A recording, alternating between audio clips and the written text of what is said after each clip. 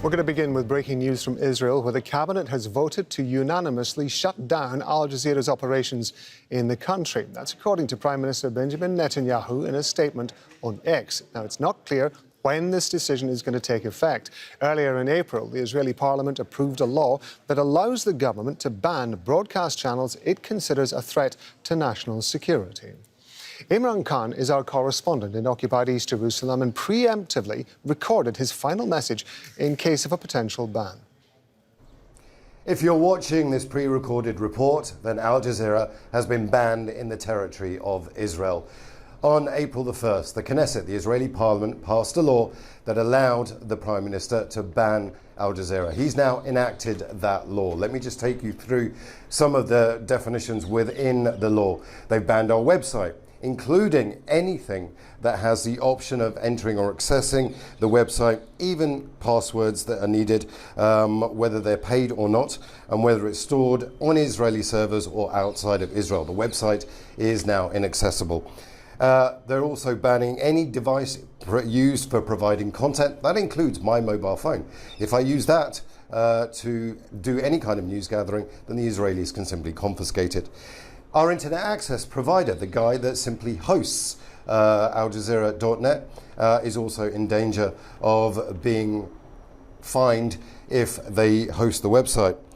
The Al Jazeera TV channel completely banned. Transmission by any kind of content provider is also banned, and holding offices or operating them in the territory of Israel by the channel. Also, once again, any devices used to provide content for the channel can be taken away by the Israelis. It's a wide-ranging ban. We don't know how long it will be in place for, but it does cover this territory of the State of Israel. Imran Khan, Al Jazeera, occupied East Jerusalem. Akiva, Eldar is a political analyst and contributor to Haaretz. He's joining us now from Tel Aviv. Thank you very much indeed for being with us. We're still trying to get clarification on some of the details about this motion that has been passed by the cabinet. Tell us what kind of impact you think this might have within Israel. Well, I'm not sure how many Israelis are watching Al Jazeera. For me, I will be very upset when I will not be able to watch you on my television set, but I'm sure that they will not be able to remove you from the cyber network and on the net. I'm sure that Israelis who are addicted to Al Jazeera, as well as myself, will be able to watch us. I am not sure if they are going to take steps against your correspondents, or maybe this is also my last interview on Al Jazeera. Perhaps when I get back home, I'm on my way now, there will be a police officer waiting for me. I hope not. But the reason is, of course, very populistic move to feed the beast of the public opinion that is very disappointed from the conduct of the government in Gaza and in the international arena. And this is to please the partners from the radical right. And this is, I'm afraid, not the last step. We know that there are ministers, among them the Minister of Communication, that is looking at another networks, including Israeli channels, that are not satisfying the government. I want to pick you up on that point, because that's in terms of the original law that was put together in April the 1st, the original motion that was put together, when the bill was passed back in April, it did specify that it wasn't necessarily just Al Jazeera, was it? It was any media organization that I believe the occupation forces regarded as a security risk. So from what you were saying, yes, Al Jazeera may well be affected by this, but so may well be other networks as well, including, as you mentioned, Israeli networks. And maybe including my newspaper, Haaretz, that is criticizing the government. And there are the ministers, members of this cabinet, that if it was up to them, they already suggested to stop supporting Haaretz by putting government, the federal advertisement, and to take steps against the Channel 11, which is a public channel that is financed by the public. And right now, while we are talking, the Minister of Communication is trying to stop them from completing a series of documentary series on the first Nakba, on the 48, which gives a narrative that offers a narrative that we're not very pleased with.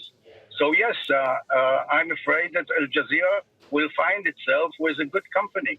I want to talk to you about the timing of this because, of course, this is at the moment when there are crucial negotiations going on between Hamas and Israel, but also Qatar and Egypt as well. In Cairo, how significant is it, do you think, that it has taken effectively this long for this decision to be reached when the original bill was passed back in April? Benjamin Netanyahu said immediately that Al Jazeera was going to be shut down straight away, and yet we're a month down the line. Well, I will not be surprised if there will be appeals to the High Court. We know that already the Israeli human rights organizations, civil rights organizations have reached out to the government, asking them not to do this, to put this on hold. And I'm sure that the High Court will look into this in a broader perspective, that it's not just Al Jazeera. We have other Arab correspondents and networks that are at risk of being shut down. And as I said, there will be maybe even Israeli media agencies that will appeal, because you cannot, in a democratic country, pass such a specific law that singles out one network. And there is Al Arabiya. CNN is sometimes broadcasting from Gaza unpleasant images and footage about people starving.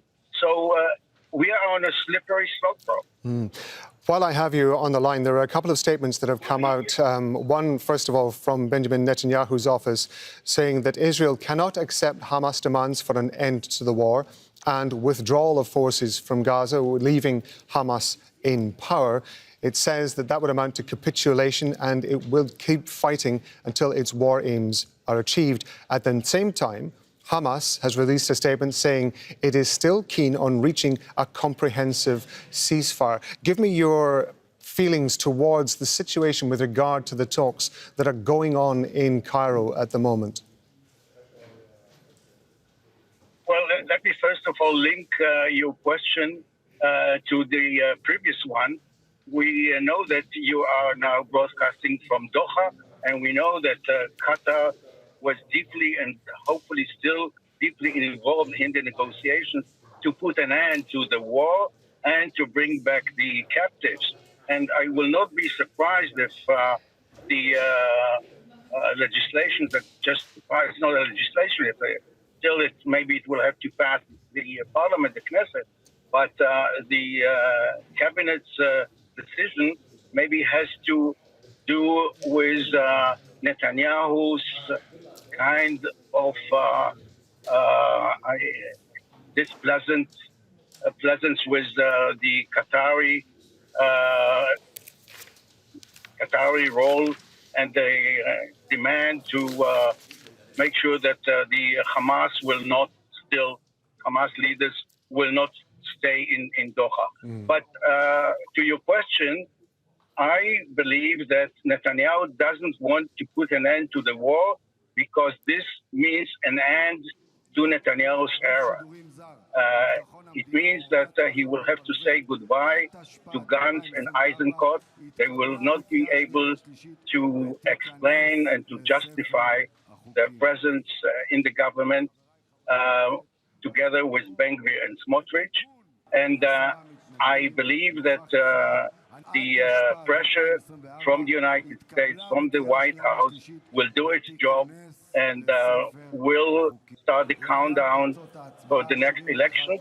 And Netanyahu is now acting like someone who is between the pressure of the United States on one hand, Ben-Gvir and Smotrich on the other hand, and of course the Israeli captives and the public opinion that is calling to end this war and bring them home. Akiva, Eldar, we appreciate you joining us on Al Jazeera, so thank you very much indeed for your time. Make sure to subscribe to our channel to get latest news from Al Jazeera.